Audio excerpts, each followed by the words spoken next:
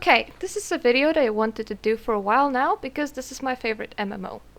This is where I have found my MMO home and naturally I want to promote it, but if I didn't paint the full picture and didn't do a proper review, my video would have no merit.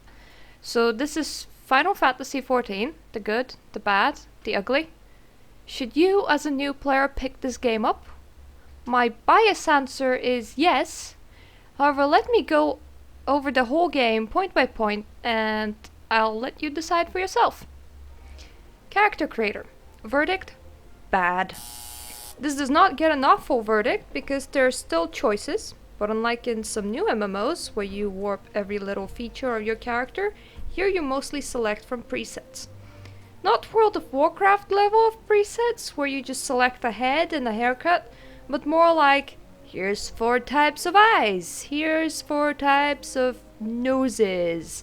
There's still a few sliders in the customization with your height and boob size, but for the most part it's simple choices to your facial details.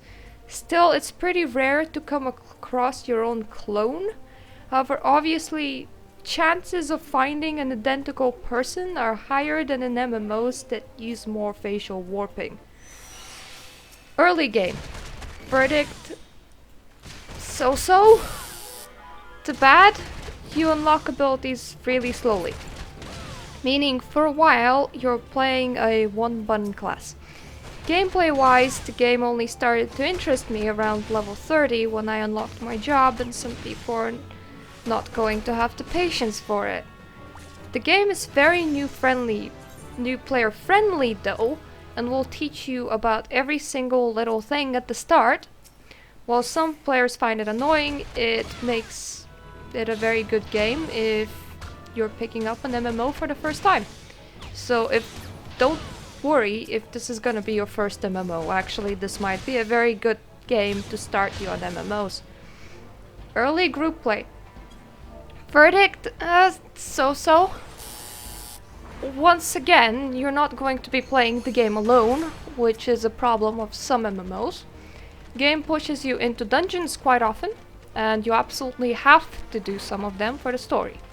At the same time, the game gives rewards to max level veteran players to queue for those dungeons, so they do actually pop. It takes away veteran players' abilities and scales their armor down so that you will never be overpowered by a max level player. Neither will the dungeon be made into a joke just because you have a max level player running with you. So that's the good. Now that sounds great, doesn't it? But for group play there's one major flaw. You cannot invite other people to story instances with you. So let's say you're questing with your buddies and you approach the same point in the main story. And it's an instance, it's like a closed off instance, it's gonna be one person. So you two will have to break your party up and both go and do that instance and then party up afterwards. It's done in this way because the story is very player focused. It's a lot about you and interactions with the NPCs, but that doesn't mean that I can't count it as a bad point for playing together with your friends. Open world, not gonna give a verdict, because I'd rather describe what you should expect from it. I'm bad at rating this point. The open world is used for leveling, fates. Fates are events that happen spontaneously on the map and reward XP when they're completed. Both level 50 and 60 endgame weapon arc makes you do them, so you will see high level people doing these events too. Fates, just like dungeons, sink their level down, so you're not gonna be overpowered by high level players and they're gonna be on equal footing to you. And hunts. Hunts is a max level activity where players seek out level 50 and 60 monsters that often require groups to kill for endgame currency to buy gear with. Not the only way to get it, but a lot of players do pick this path because it's fun and easy. Meaning that the zones are never completely bare. The world is rather small in MMO standards. Heavensward zones are much bigger, but once you unlock flying, it will take you around a minute to fly through the whole zone. But it is gorgeous. To sum up, the world is not very big, but you will never feel alone, and you should have something to feast your eyes on. Past this point, you're probably saying, Myrta, you're mentioning so much bad. How can you like this game? Well, let me get to why I love it then. Story. Verdict, fantastic. Let me mention the bad points before I get to the good about the story. First, you're forced to do it. You absolutely cannot skip it. Unlocks for a lot of the dungeons, the ability to have a mount, the ability to use the market board, it's all tied to the story. Second, it takes a while to ramp up. The first major event at Gripney was also around level 30. The second one was at the end of level 50 story content. And the story that I loved the most was 50 to 60 till current patch. It was a dragon war, and I honestly really enjoyed the arc. Reason why it is so slow and why I actually prefer this MMO for the story rather than any other is because you're directly involved in it. You develop relationships, the NPCs become your buddies, you actually do care for them. And when they die, if they die, it actually hurts you and not only your character. It is also a never-going story. There are chapters. Update 3.3, like I mentioned, closed the Dragon War chapter, but the next one will start weaving a new one. It's not like Guild Wars 2 story as well, where the content was temporary and you have no way of doing Season 1 anymore. When you start playing, you will have the chance to go through all of it, and every 3.5 months there's more. That's probably the worst and the best about this game, honestly. There's a lot to catch up on the story, and it never goes away, but at the same time, it's really good. Late game group play. Verdict? Good. There's always room for improvement, but from where it is right now, it's good. It's decent.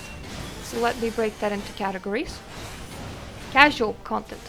Every patch there's new dungeons. There are currently 2 24-man raids at current endgame. There were 3 at level 50 endgame. They were made to be done with randoms.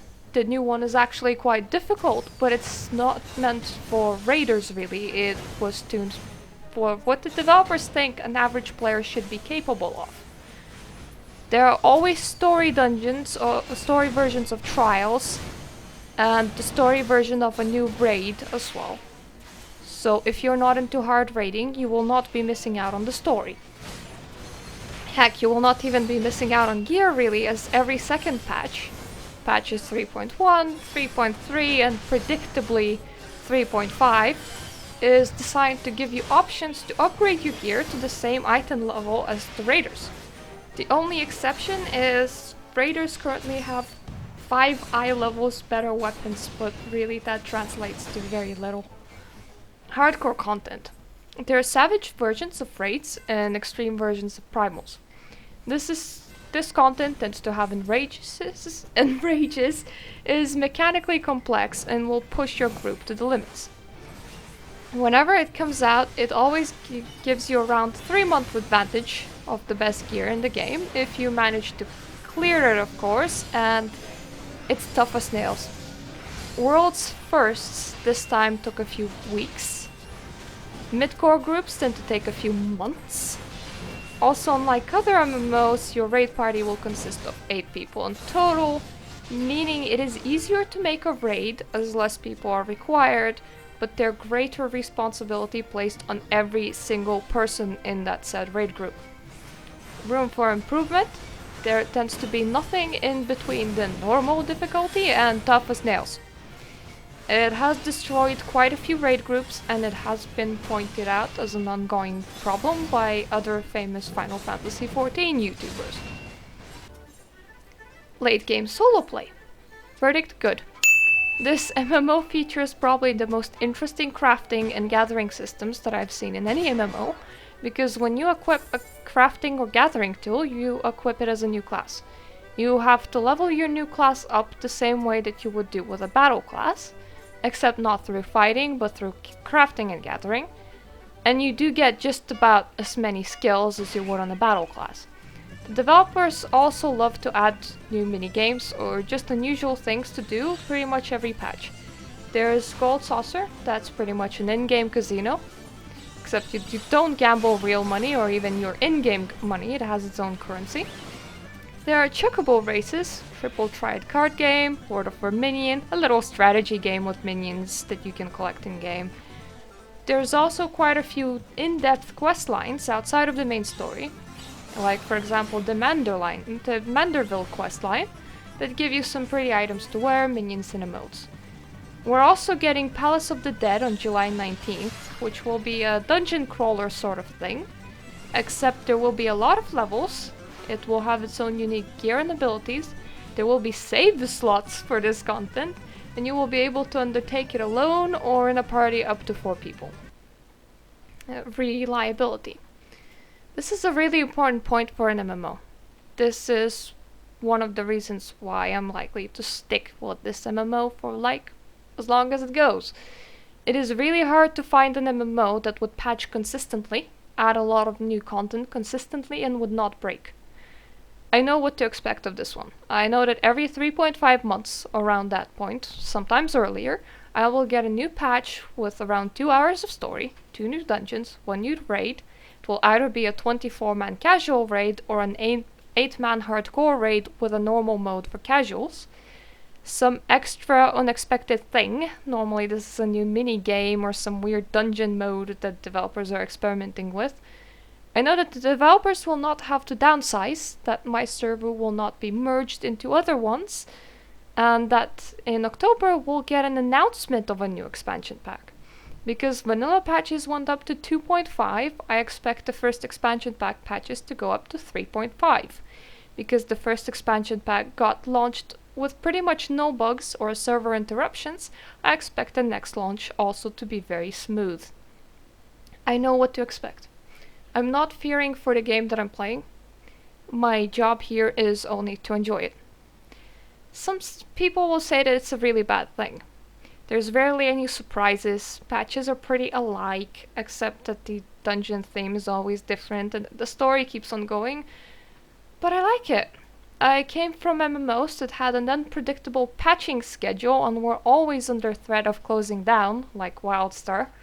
From MMOs that turned their core content upside down with an expansion pack, Guild Wars 2. So to me, reliable is good. I like reliable, I like knowing what I will get. Commonly asked questions and complaints. Am I not too late to join this train? I mean, the game is already 3 years old. How much life can it have remaining? Final Fantasy XI track record shows that Final Fantasy XIV will likely receive support from the developers for at least a decade. It is only this year that Final Fantasy XI stopped receiving updates, and it has been going since 2002. Because of the amount of people playing and the track record of 11, I'm going to compare longevity directly to World of Warcraft. So if you're asking this question right now, look back. Did you think that jumping into World of Warcraft at the end of Burning Crusade was too late? Answer that question and you answered this one. 2. Subscription fee is an archaic system that needs to go. I don't see why I should pay for this game monthly. It is completely up to you. There are plenty of free-to-play MMOs out there that you could be playing instead. However, I'd rather this one kept the sub fee. And it likely will, having in mind Final Fantasy XI still has it. Not because I'm elitist or want less people to play the game. I simply know that if they dropped it, the quality of updates would likely go down. No other MMO is currently putting out that much content every 3 months. I consider this game fully worth the price. However, it's alright not to. It's alright to pass subscription MMOs simply because you're against the model. It's fine. 3. If I choose to play on a console or a PC with a controller, am I disadvantaged in any way? No. The control system for controllers is fairly good, and I have seen console players raiding alongside PC players just fine. You can do everything a PC player can with a mouse and keyboard. Some things to note. Raid groups will want you on voice chat, as nobody types in the middle of the raiding, meaning depending on the software that they use, you're at least advised to have a smartphone or a tablet if you're not on PC, with headphones and a microphone. Most raid groups will not insist that you speak though, so just headphones might be enough. Also, if you're planning to play this game on a console, I would recommend PlayStation 4 instead of 3. Reasoning being, load times for PlayStation 3 by now are atrocious, and if you're trying to do something like, for example, catch a hunt, you might load in after it's already dead. And it's unclear for how many expansion packs PlayStation 3 will still receive support. How long will it take me to catch up to current players? First of all, take your time. Secondly, probably around 100 hours. 100 hours! You might yell at me. Yes, the leveling in this game is fairly slow, just like it is in World of Warcraft, and there's a lot of story to get through. If you play something like 2-3 hours a day, you will probably be semi-caught up on gear in a month. Something along the lines of how long it took me to level up to max level in World of Warcraft 2. But please don't rush it. Don't skip cutscenes, immerse yourself into the game. It's true that the patches keep on coming and you might be afraid to fall further behind your friends, but you only experience the whole story of this game once, and it's bloody worth it. Plus there's catch-up patches every second patch, so remember there's nowhere to rush, you'll make it. Don't worry about it. 5. If it takes this long, how are people supposed to make alts? There is no reason to make an alt. You can level all the classes on one character. While gearing up takes a while, you can have 2 groups of classes geared up before a new gear patch hits easily. And when I say groups, I do mean groups and not just 2 classes. All the healers are one group, for example, and share all the gear except for the weapon, so no reason not to have Astrologian, White Mage and Scholar at 60 if you like healing. All the tanks are another group, so no reason not to have Dark Knight, Paladin and Warrior all at 60. Next group is Caster, with Summoners and Black Mages sharing the same gear. Then Bards and Machinists share the same gear. Either way, you catch what I'm trying to say. Which server should I pick? Do some research before picking a server. Final Fantasy XIV works on this weird system. If a server has a login queue, at the very moment you're trying to make a character, it will be locked out, and you will not see said server as an option. This is why it's always best to be making your first character at complete nighttime. Most TU servers should be available after midnight, for example, up until like 10-11 AM in the morning for character creation. Depending on the server you choose, some might be filled over capacity or will only open up for a minute or two after maintenance, specifically the unofficial role-playing server Balmung and Australian favorite Thornbury. Unless you have friends there, or have very specific reasons to be there, aka you're Australian, I would suggest choosing a server that's simply open at nighttime. If you're in Europe, also read up on the servers first. Shiva is the unofficial German server, for example, while Mughal is taken over by majority French people. Personally, bias answer, go with Odin. If you're on the EU, we're a very heavily raiding server, and that is the server where I have my guild. However, if you ask a person from Phoenix, he will tell you Phoenix. A person from Ragnarok will promote Ragnarok, as most servers are quite full, with an exception of 2 to 3 low pop servers. There's very few wrong answers to this question. There. I gave you as full as a review of this game as I could. I hope you can see why I like it, and perhaps you will consider trying it. Feel free to ask any questions about the things that I did not touch, or perhaps didn't have enough information on in the comments. I will try my best to give you as much information as I can, and I tried my best to give as much information as I could in this video, but having in mind how big MMOs are, this is a very tough task, so I hope that I covered the best way that I could. If you like my content, feel free to check out what else I made. And if you're feeling really generous, I has a Patreon and you could give me $1. But yeah, thank you for watching, and I hope you decide to pick up the game.